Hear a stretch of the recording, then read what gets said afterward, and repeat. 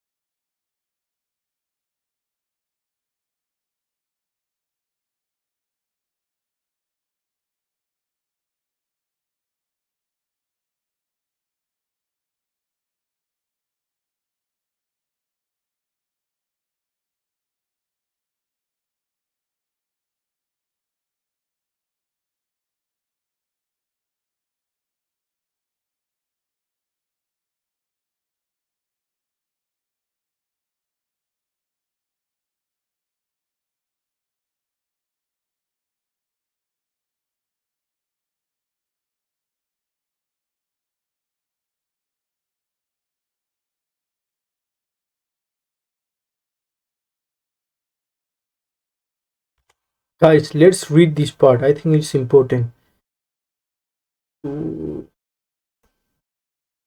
Your They crave the sense of certainty that analysis appears to give them. From your On the other hand, why do you think unsuccessful traders are obsessed with market analysis? They crave the sense of certainty that analysis appears to give them. Although few would admit it, the truth is that typical trader wants to be right on every single trade. He is desperately trying to create certainty where it just doesn't exist. The irony is that if he completely accepted the fact that certainty doesn't exist, he would create the certainty he craves. He would be absolutely certain that certainty doesn't exist. When you achieve complete acceptance of the uncertainty of each edge and the uniqueness of each moment, your frustration with trading will end. Furthermore, you will no longer be susceptible to making all the typical trading errors that detract from your potential to be consistent and destroy your sense of self confidence.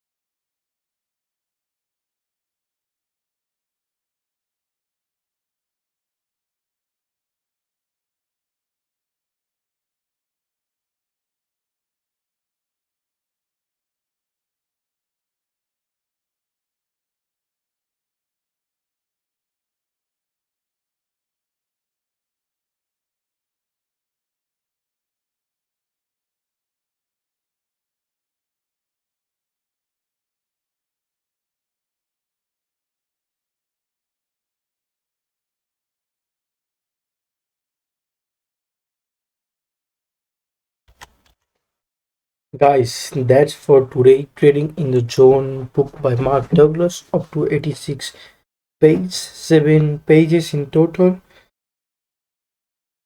And the way the everything, like I'm reading this book for days and days right now.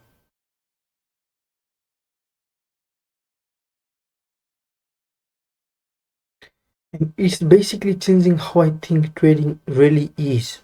But because like for example, if a normal people enter a trading world, financial world, like for them to naturally learn this thing about mindset and human nature and emotional control, they have to do trading for years and years of losses, painful deal with painful emotion, psychological pain. They will be in trauma, and most of them will either quit or they come but they still lose.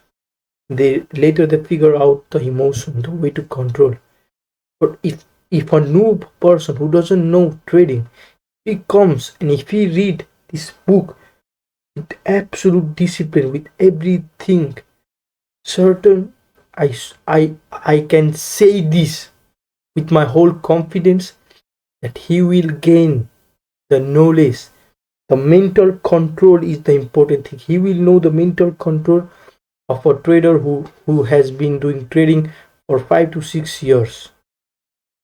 You will gain that knowledge basically by reading this book. So if you want to read this book, you got bunch of PDF, audio books. You can even watch this video of mine where it can where I, for example, sometimes I explain each pages what it's trying to say.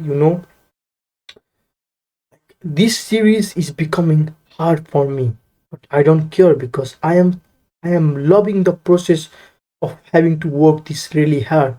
You guys may be thinking, like, what is this guy talking about? Like, why does he say that it's so hard? For example, let me explain. To prepare the video, to prepare what I'm going to say today, it takes me 20 minutes. Okay, 20 minutes is nothing. To record the video, it takes, normally my video is 1 hour and 30 minutes, but it takes me 2 hours because I sometimes throughout middle of video I pause and record, pause, and like I read the, if I read a chapter, I read it again and pause. And later comes the editing and exporting part. I edit the video. I post 3 video plus a short each day. But I post short in TikTok, Instagram, YouTube, 3 videos plus in YouTube, 3, 4, 5, 6, 7, 7 in total in different platforms. So basically, I am wasting 10 hours of my life in this, but I don't care because I love this process. And right now, it's just day 9. Think about it. Like right now, at day 9, I am having this kind of progress. Think about in day 100, day 200, day 300. I'm so excited about the future. Like I don't care if my friends are out there playing football or going swimming. Right now it's hot outside. Most of my friends are in beach hanging out, or they're going like party with to get a girl or to blast themselves. I don't want that kind of life. I don't want to live later in my life to think, how am I gonna earn money?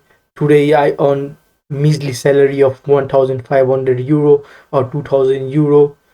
You know, like I don't want to think like that.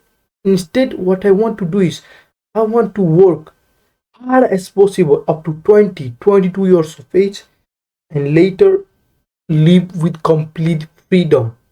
I don't want money. I want freedom. Freedom comes from having money. So that's why I'm giving 10 hours of my day in trading. You guys really want to learn trading, and if you really want to success in this thing, most millions of people want to enter trading just because they saw the amount of money people are making. but you don't see the emotion, the thing that they went to to to earn the money in trading. Like, you don't know. Like, my friend don't know that I am wasting 10 hours of my life, 10 hours day here in my room, recording, video editing, putting in different platform, caption, everything. It takes 10 hours. But I don't care. My sleep habit is fucked up. Like, I sleep sometime at 4 or 8 of morning, because editing took too much time, and much more. I have like old ass PC, need just export really slows. But I don't care, because I know, I swear to God, like, if I make, I know that I'm gonna make it in trading. Once I become successful, if those people, the day one, I'm gonna be complete unknown to them. I will block every single people I know throughout my life, every single friend. I will only I will only be close with my families. I don't have no friends. I don't care about friends. Life is short. And friend doesn't matter, because even if you're gonna be with one friend, there are typically more friends. I don't want to be friends with people who doesn't have mindset and who doesn't have will to do something. Instead, they are focusing their mind on girls, party, and to blast themselves and babe. Fuck that, bro. Like, instead of doing that, I'm I'm taking my time in this thing, because this is gonna be worth it in future. I'm gonna think in future, all this 1 year of pure discipline and consistent. I just gave 1 year of pure discipline and consistent. Look what I achieved. I will be proud of myself. I really want to look forward in the future and say I did it. And same way I think of you guys. If you really want to make your life better, if you want that financial freedom, instead of having to work 9 to 6, 9 to 5, 9 to 8, if you want to give your mother and father good life, someone you want to good be have live have them good life, work, bro, work as it you haven't seen tomorrow. Like, I am not a normal teenage person. Like, I have family business. I help my parents. I don't go party. I don't drink. I don't smoke. Like, bro, if you really want to do something in your life, like, step aside party, women, and drinking and smoking. These things are the baddest thing that you're gonna do in your life.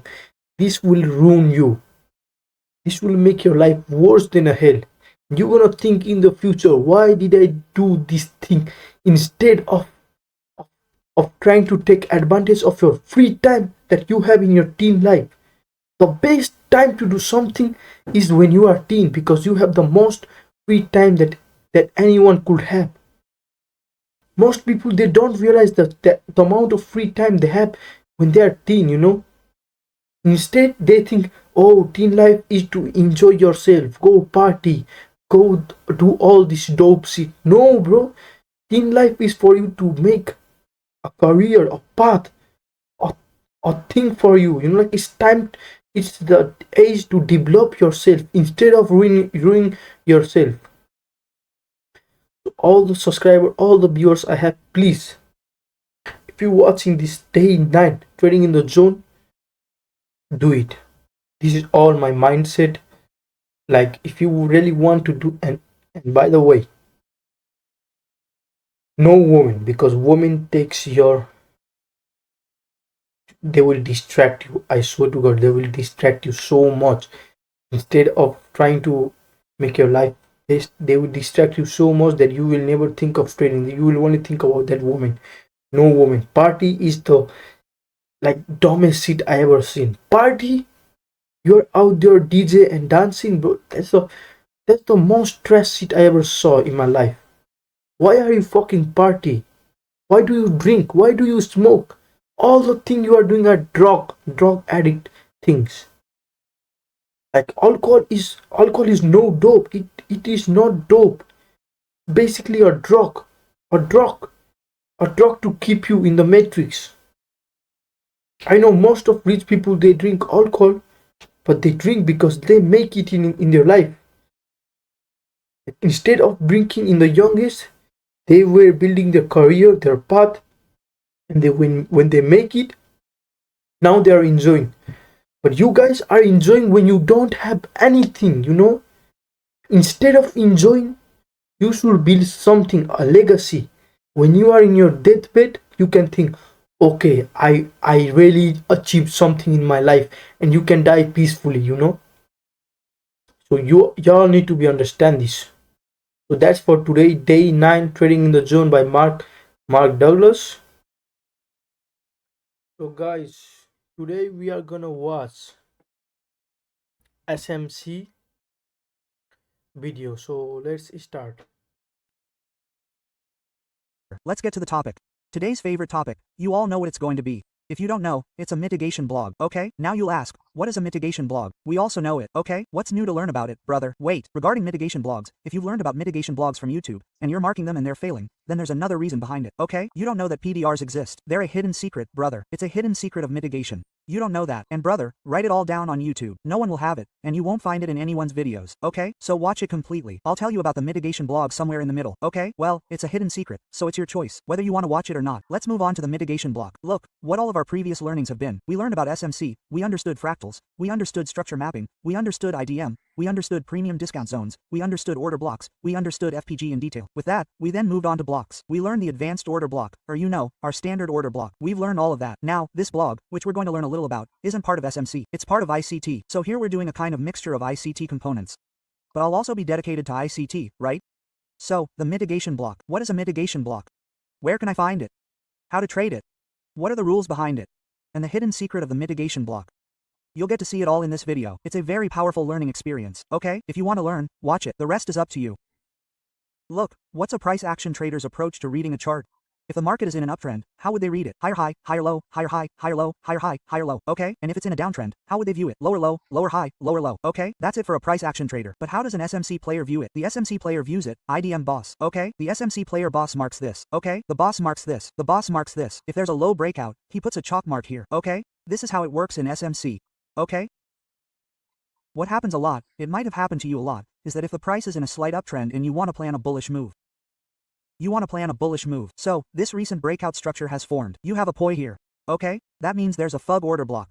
What do? You mark this and sit down, but the price doesn't even reach this point. What does the price do? The price takes a U-turn from here. Okay? This has happened to you many times. Okay? Why does that happen? There's a reason behind it. What's the reason behind it? Okay? The reason behind it is the mitigation block. I'm explaining mitigation briefly now. We'll learn the rest in detail later. So, what a mitigation block is. You have a higher, lower form when the market breaks it. Okay?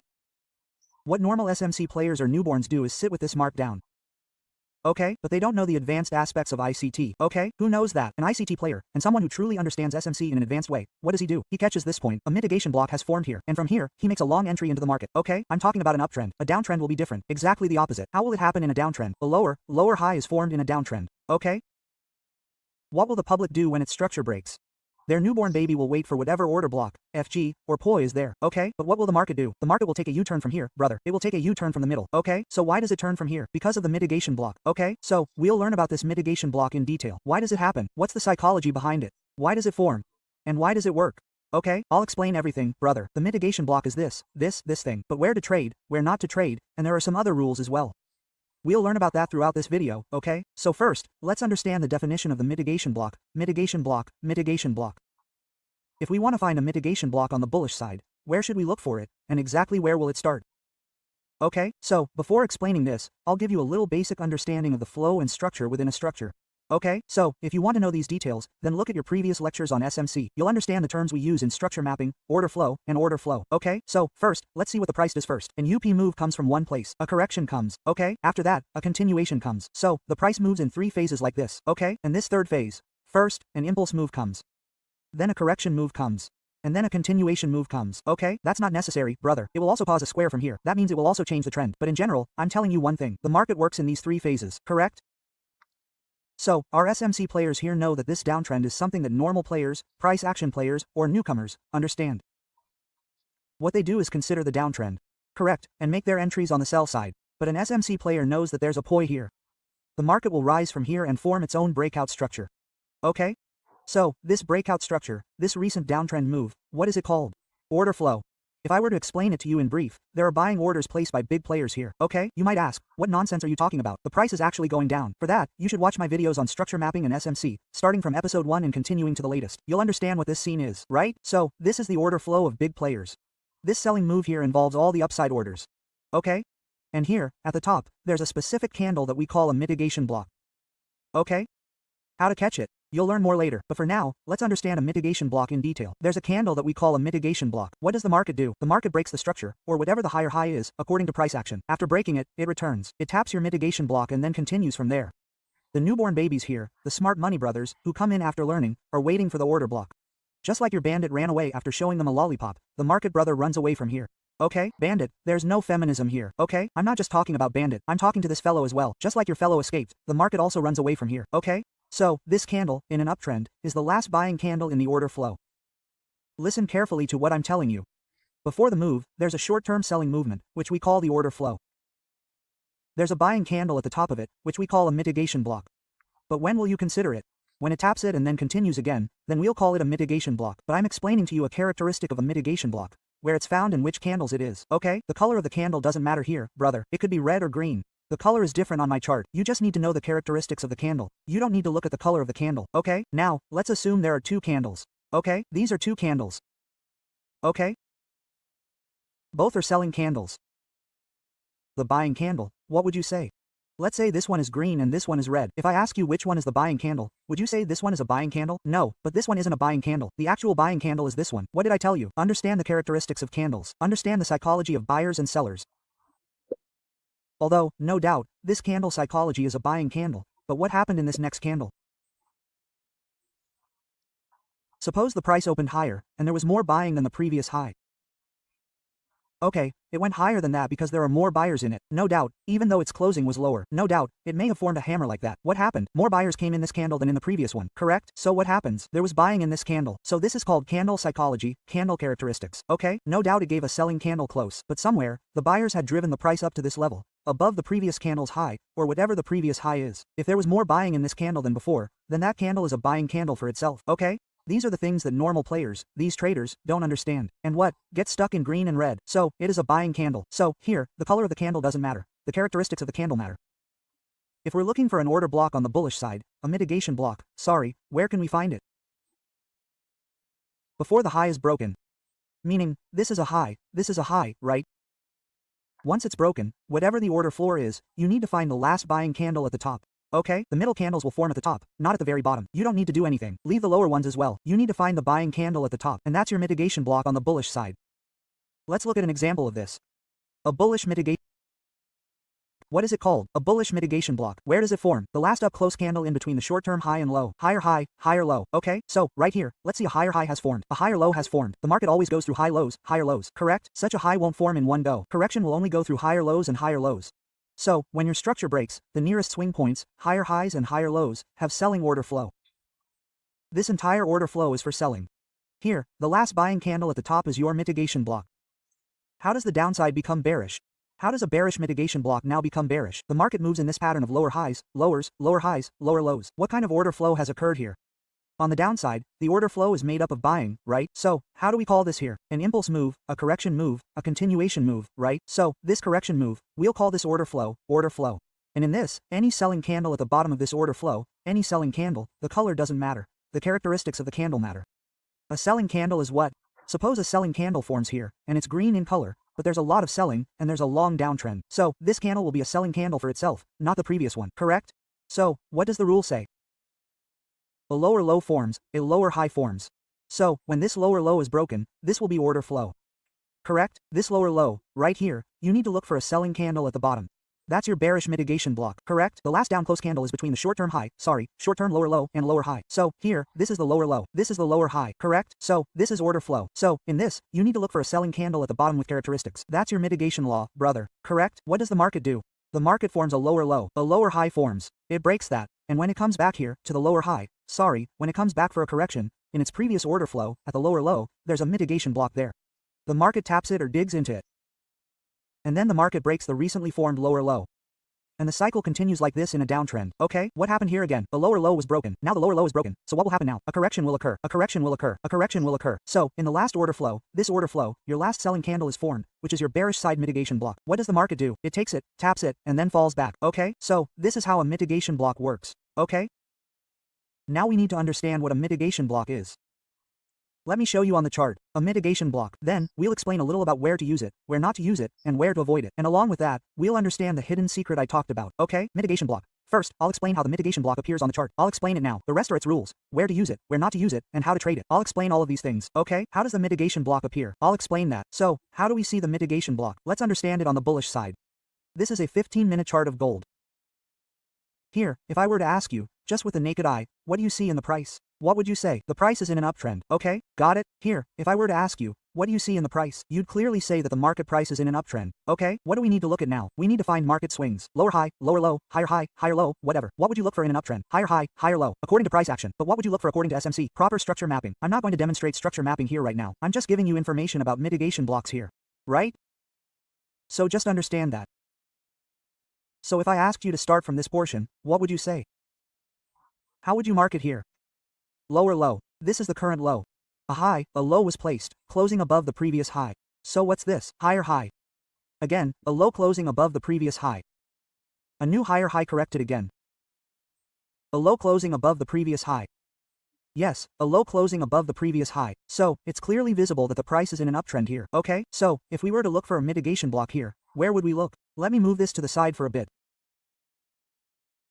If you look carefully, what happened here? Price was falling, right? It was falling from here. What did the price do? This was a swing, correct?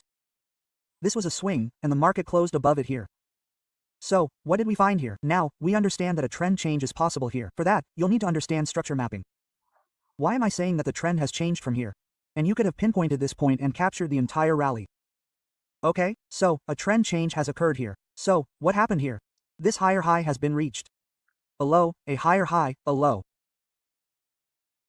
Along with this, there has been a higher low. A low, this will continue. Correct. What have we found about the mitigation block here? If the price is in an uptrend, you'll see the last selling pullbacks, which we call order flow. Let's assume this is order flow. Suppose what? This is order flow. This is order flow. So, here we need to find the last buying candle. Correct? So, which is the last buying candle here? You'll say this is the last buying candle. Right? No doubt. According to the buyer-seller perspective, this is the last buying candle. But if I tell you that the last buying candle is this candle, not this one, then what I'm saying is that you need to understand the characteristics of the candle. Color doesn't matter. Right now, this black candle on my chart, sorry, will be red in your chart. I've marked it black. Okay, so, what's this? This is an order flow. It's broken above a swing high, correct? So, what's our problem? If the order flow is in an uptrend, then the last buying candle in the selling order flow, at the very top, at the highest point above the top, will be our mitigation block. Okay, so this is the mitigation block. Let's extend it and see if it's working. Yes, look at what the market has done. It set a lower low here, then a lower high, then another lower low, and now the market has changed its trend. A high has been set here. I'm not considering this a high. When will I consider it? When a low is set and it breaks.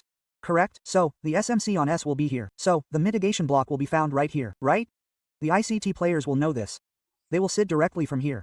Okay, so, this is a mitigation block. Look, the buying candle at the highest point in the order flow will be your mitigation block. What does the market do? The market breaks that. It comes to its mitigation block. This mitigation block, taps it, and then continues upwards. Okay? What did the market do right now? There was a low here, a high was set, and another low was set. Okay? What do we need to find after setting a high here? The market broke it. What do we need? We need the last buying candle in this order flow. So, which is the last buying candle in this order flow? If I ask you, which is the last buying candle from here to here? In this order flow, you'll say, look, this is a buying candle. I'll say, no, for me, this is the buying candle. This one at the top is the buying candle for me. Quote. Okay, this is the buying candle for me. Where has the market gone, brother? This is a buying candle for me. Okay? So, what is the market doing here? Exactly taking the mitigation block.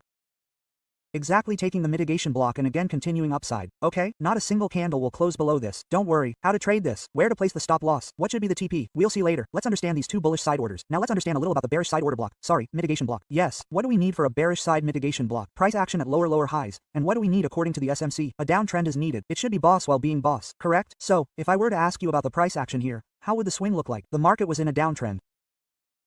What did the market do? 1. It broke this structure. What structure do we have right now? 1. A swing of this type has formed. Correct. So, this is the entire buying order flow for me. Why? Because it's shifted the structure down here. Correct. What do I need here? The last selling candle in the buying order flow. Correct. So, which one would be the last selling candle for me? Which candle saw the most selling? Look, it came in this candle, because no other candle has seen more selling than this. Even if it hasn't broken this low yet, none of the previous candles have broken it. So, below, I looked at the last selling candle. I extended it. You can see that it's exactly dipping. Coming up, dipping back, and from here, look, the return is turning. What's happening here again? Breaking in continuation. Taking the mitigation block, breaking again, taking this mitigation block, and again, falling. Okay, so, that's it, brother, giving you a basic overview of what a mitigation block looks like. And how to trade it, we'll learn more later. For now, I've just given you a basic idea of where a mitigation block is located and what it looks like. I've shown you what I explained to you on the chart using my diagram. Okay? Now, there are many rules for it that you won't find on YouTube. Okay? Let's understand the first rule of the bearish mitigation order block. Okay, when should we find a bearish mitigation block? When should we validate it? And when should we trade it? We're going to learn all of this now. Okay? After that, I'll tell you one of its mitigations, a secret of the mitigation block, so that you can catch it in an advanced way. Okay, you can also avoid getting trapped in it, because there are many traps. Then, here's the secret I'm about to share. Okay? So, what does the rule say here? To trade the mitigation block. Okay? If the price is bearish, it should somehow approach the POI of its higher time frame. Okay, so, you see that the price is approaching the POI of its higher time frame. What should happen then? According to the SMC, ICT, on S, there should be a change of character. Now, what is this? How will it happen? For this, you'll have to look at my previous lectures on SMC. How is this structure mapping done? And this is a market maker sell model. Okay, an overview summary. This was a buy model up to this point. This was a buy model up to this point. From here, it converted to a sell model. Okay, from here, it's a sell model. What is that? What isn't it? We'll learn more about that in the next lecture. This was a buy model. This is a sell model. Market maker buy model and market maker sell model. We'll explore this in depth later. Right now, our mitigation block is the topic. So, we'll look at that. What should the market do? The market should approach its higher time frames POI. The market should make a break with a change of character or displacement according to the ICT. It should break it. Okay, so, a break occurs here. What should we do next? The market should make a swing. But the swing that occurred at the POI, the high that was formed after the POI was reached, should be broken. It should be broken. Okay, understand this carefully. After the POI is reached, the market is coming back to the POI. After you hit the POI or after entering it, the market should change its character to a minor or MSS. After doing that, the market should make a small swing. A high is fine. But whatever the previous low was, it should remain below that low when the POI is reached. So what will happen here is a swing failure. So, let's do a swing failure, okay? As soon as a swing failure occurs, you need to be alert that yes, a mitigation block will be formed here, okay? The mitigation block and the breaker block are the same, but their functions are different. I mean, distinguishing between the two is very different. Think of it like brothers separated at the same fair, but they look a little different. One brother has a mole on his nose, while another doesn't have a mole on his nose. Think of it that way, okay? Many people get confused and get stuck. So, what I said was that the market should come closer to its higher time frames POI, and should show a change of character with displacement. After this, a swing should occur. That should be a swing failure. It should not go above the previous high, no matter what. Its high should not be above this high, okay? So as soon as this happens, a swing failure forms, you should be alerted that yes, a mitigation block will form here, not a breaker, okay? So what will happen? What should this second swing set do? It should break the previous swing. It just broke a previous swing here, okay? It broke this previous swing. So, what did I explain to you? If you want to look at a downtrend, you need to look at the last buying order flow. So, when this breaks, this was my buying order flow. You need to find the last selling candle in it. So, this last selling candle is your mitigation block. You need to consider this. What will the market do? It will come back. It will tap its mitigation block and fall. So, if it falls from here, what will happen next? Once again, a mitigation block will form on the left side. You always have to look to the left. So, what does our rule say here?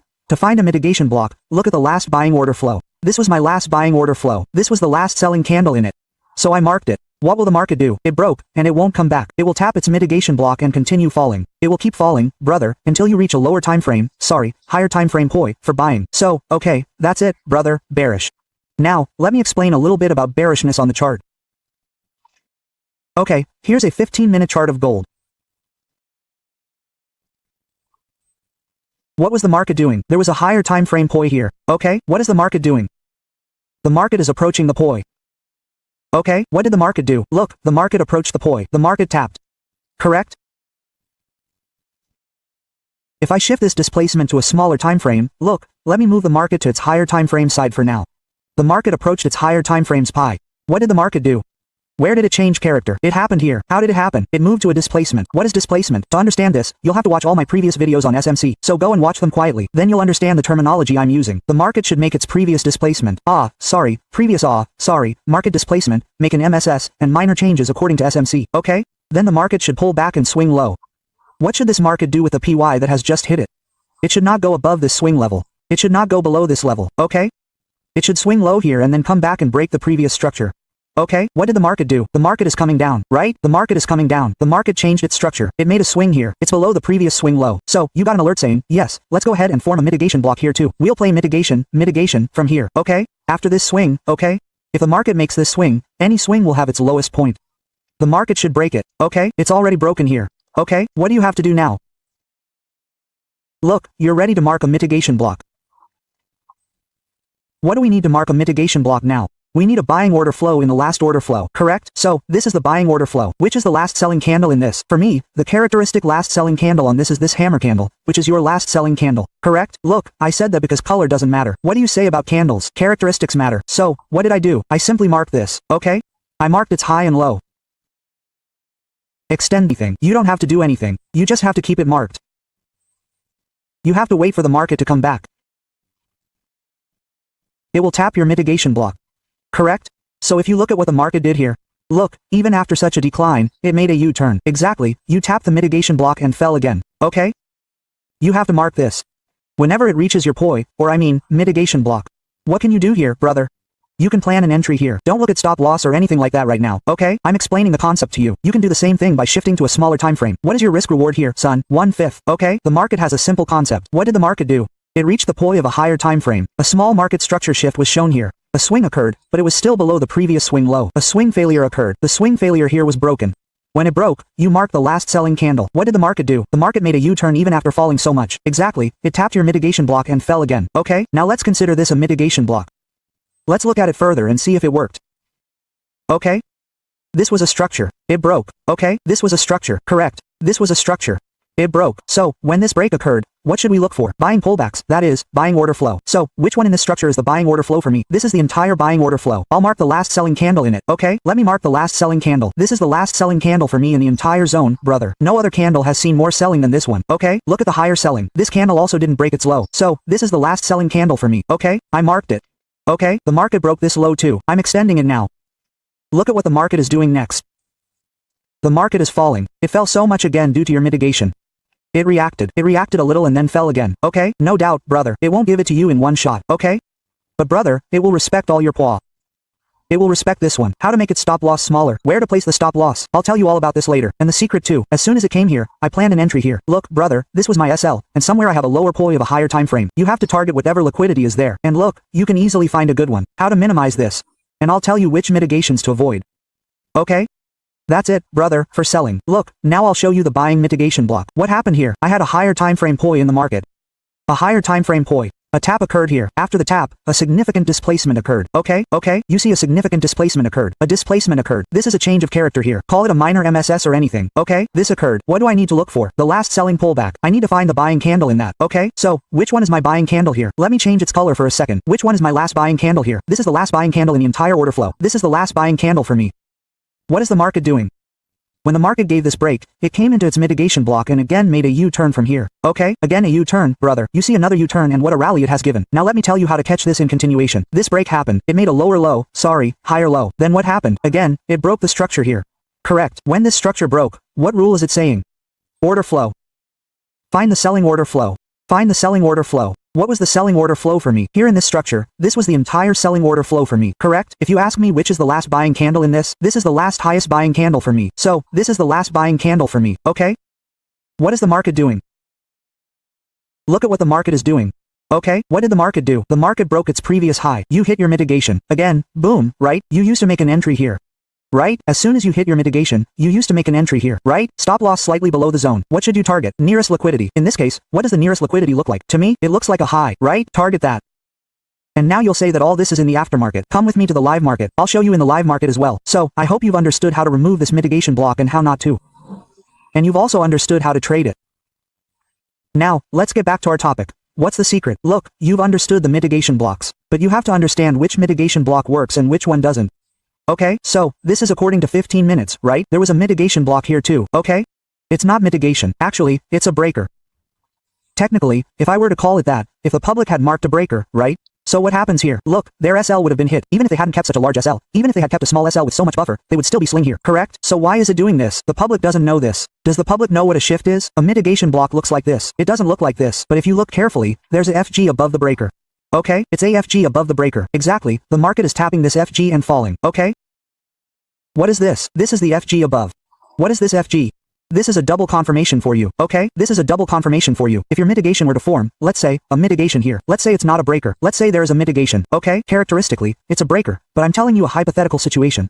Let's say this is a mitigation block, okay? But there's a FG above it, brother. You see, another FG is resting on it, okay? Another FG is resting on top of that. So, the market won't respect the mitigation block below it.